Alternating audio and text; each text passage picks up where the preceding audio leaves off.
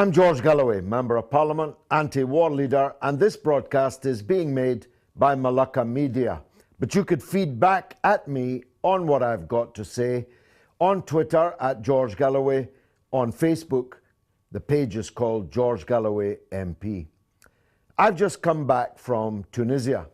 I was only there a couple of days, so I can't claim to have seen everything or everybody. But I saw and heard and learned enough to know that Tunisia is the flower of the Arab Revolution, the only flower that has grown and is still growing in the Arab Spring. The credit for that goes to a lot of people. First of all, it goes to the Tunisian people as a whole who conducted their revolution with exemplary discipline and determination. It also goes to the political leadership of that revolution. I was for many years here in London a comrade of Sheikh Rashid Ghannouchi, who was an exile here and who had no reason to imagine that he would ever go home. But he patiently developed an ideological stance here in Britain and a strategic sense of the need for people like him to unify broad forces in their country in order to bring about a transformation from dictatorship to democracy. I'm very proud of my friendship with Sheikh Rashid Ghannouchi. He, when he returned, led his party, Ennahda, to a very substantial electoral victory. But they gave up office when it became clear that things were rocky in the garden of the Tunisian revolution, and that in order to preserve unity and stability, a step back by him and Ennahda was necessary.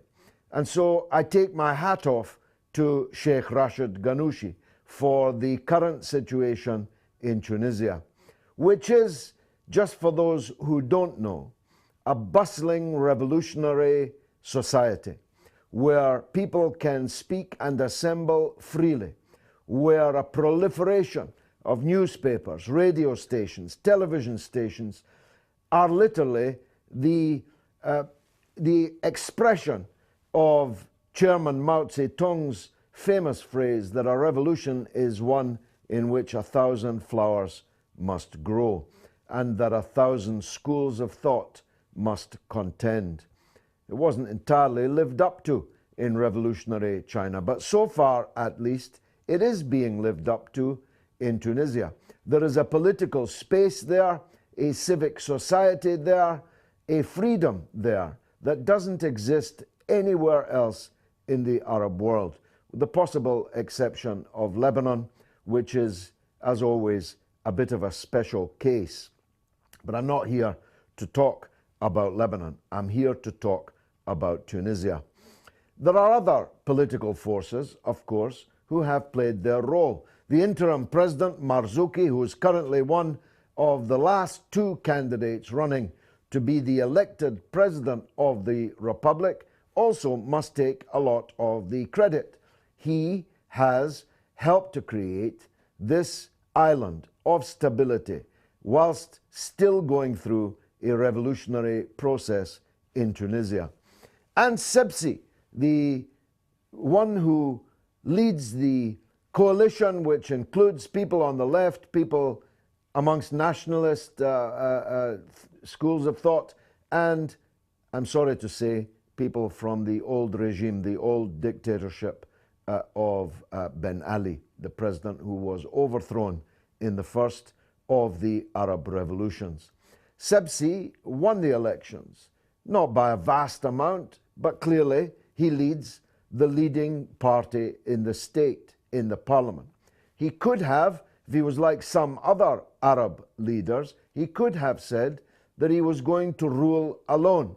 But he has learned from Sheikh Rashid Ghannouchi that leading alone, unless you have absolutely enormous hegemonic support in a country, is not going to work. So he has declared that he is ready to work with the opposition and include them in the politics of the state.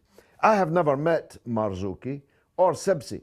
I have no personal axe to grind against any of them or any particular preference for either of them. Though I must say that Marzuki's views on many things, including Syria, are not my own. But nonetheless, I'm hoping that Marzuki wins the presidential runoff, which is taking place in just a couple of weeks' time. I'm hoping that he will win because I think that he more authentically represents the revolutionary spirit of the people of Tunisia. I think that Sebsi, a figure from the old regime, from the old dictatorship, is not really the man who can best lead Tunisia into the post-revolutionary future. There are too many dangers in, as we've seen in Egypt, an old regime coming back. In Egypt, we have the frankly absurd situation since my last broadcast that the old dictator Mubarak has been cleared of all charges, whilst the actual president of Egypt, President Morsi, is on trial for his life and being held in dark and dank conditions. I'm not comparing Sebsi with the new regime in Egypt.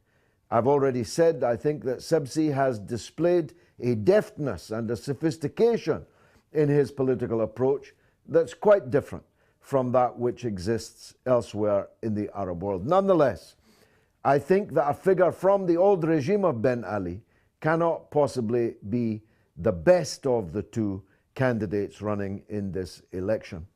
Neither of these two candidates, of course, is an Islamist. Neither of them are supporters of Sheikh Rashid Ghanouchi. So this is not about an Islamist versus a secularist. They are both secularists. They are both people who accept the verdict of the Tunisian people and their revolution. So I'm aiming this broadcast at the many people in Tunisia, by the grace of God, who listen to me. Tunisia is the second biggest country in the whole world amongst my followers of almost 1 million people on social media. Tunis is, after London, the second biggest city of my followers on social media. And I'm aiming this message at them. I'm aiming it at men of the left like me. I'm aiming it of supporters of the idea of Arab national unity like myself. And to them I say that Marzuki has to be the better of the two candidates. Neither of them is bad, neither of them is overwhelmingly good, but you have a choice between candidate A and candidate B. And I'm here to say to you that if, like me, you are a progressive in politics, if, like me, you are a leftist in politics, if, like me, you support the idea of Arab nationalism, then the man best able to lead Tunisia in a way which will preserve the space not just for those schools of thought, but respect the other schools of thought, all of whom must be allowed to contend if the goals of the Tunisian revolution are to be maintained. You should vote for Marzuki.